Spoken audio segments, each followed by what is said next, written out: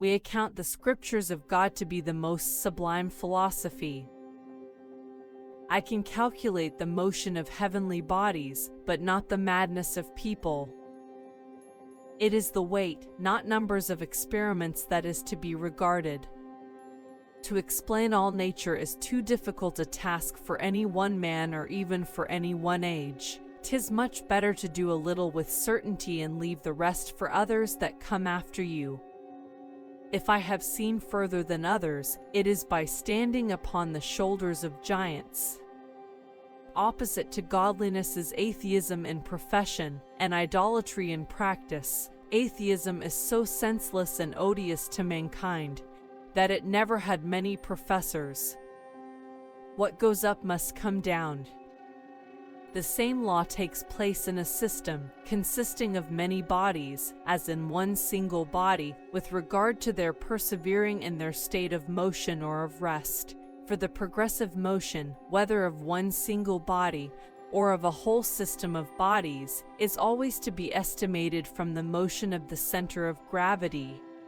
Resistance is usually ascribed to bodies at rest, and impulse to those in motion, but motion and rest, as commonly conceived, are only relatively distinguished, nor are those bodies always truly at rest, which commonly are taken to be so.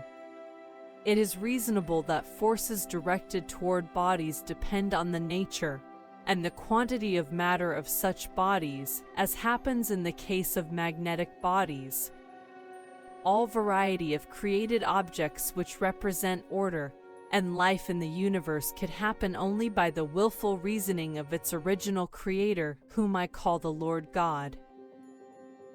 To every action there is always opposed an equal reaction. God is the same God, always and everywhere. He is omnipresent not virtually only, but also substantially, for virtue cannot subsist without substance.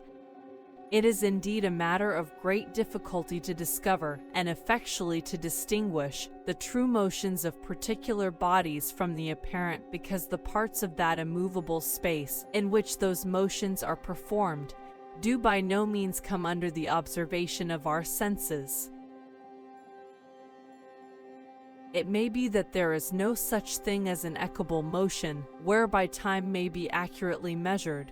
All motions may be accelerated or retarded, but the true, or equable, progress of absolute time is liable to no change. The motions which the planets now have could not spring from any natural cause alone, but were impressed by an intelligent agent. The description of right lines and circles, upon which geometry is founded, belongs to mechanics. Geometry does not teach us to draw these lines, but requires them to be drawn.